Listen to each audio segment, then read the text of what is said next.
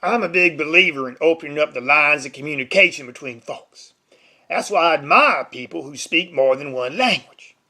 Like I got some neighbors who speak English and Spanish, and some neighbors who speak English and Urdu, and I know some folks who speak English and Arabic. Now I myself speak only English and English. Not that there's anything wrong with that. I mean, you can get by in America fine just speaking English. But it kind of limits my ability to understand the rest of the world.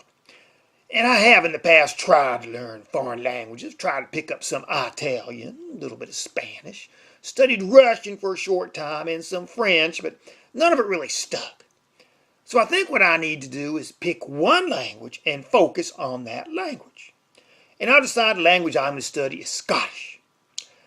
Now, the reason I've decided on Scottish is I saw a thing in the news about how Mr. Trump went over to Scotland and said something that kind of pissed them folk off. And they started talking about Mr. Trump in a way that I just can't decode. Like this one lady referred to him as, a butt-wobbling, weapons-grade hellbeast. Now, I was always under the impression them folk in Scotland spoke English, but evidently I was wrong about that.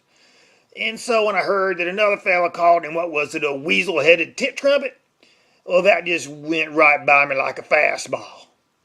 Now, I got bloviating flesh bag, but mangled apricot clueless numpty, no, that's another one I could not quite decode. And the one that really threw me was Cheeto-faced ferret-wearing butt-gibbon. Now, I think that one threw me because I know what a Cheeto is, and so I can figure out what Cheeto-faced is, but I got no clue what'd be a butt-gibbon. Anyways, another part of my learning to open up the lines of communication between folks, besides learning to speak Scottish, is I want to open up the lines of communication between folks like me who are not big fans of Mr. Trump and people who are fans of Mr. Trump. And I know some folks who are Trumpees. And so once I learn to speak Scottish, I think I'm going to kind of sit down with him. In fact, I might have him take me to a Trump rally, so I can be fair and hear what the man has to say. But when folks approach me and say, "So, you going to vote for Mr. Trump?" I'll say, well, I have to kind of think about whether I'm going to vote for the butt-wobbling, weapons-grade hellbeast. And when they give me that deer-in-the-headlights look like, I'll say, well, I mean, just whether I want a weasel-headed tit trumpet to have his finger on the nuclear button is, somewhat problematic. And do I really want to hear a State of the Union address from a bloviating flesh bag? I'm not so sure. Of course, there's also the problem with the man basically being a mangled apricot clueless numpty. And then when they ask me to expound on my remarks, I'll say, well, it's not that he's never accomplished anything. He has succeeded in making his way through Chapter 11 quite a few times, but in the end, I still have to characterize him as a Cheeto-faced, ferret-wearing butt-gibbon.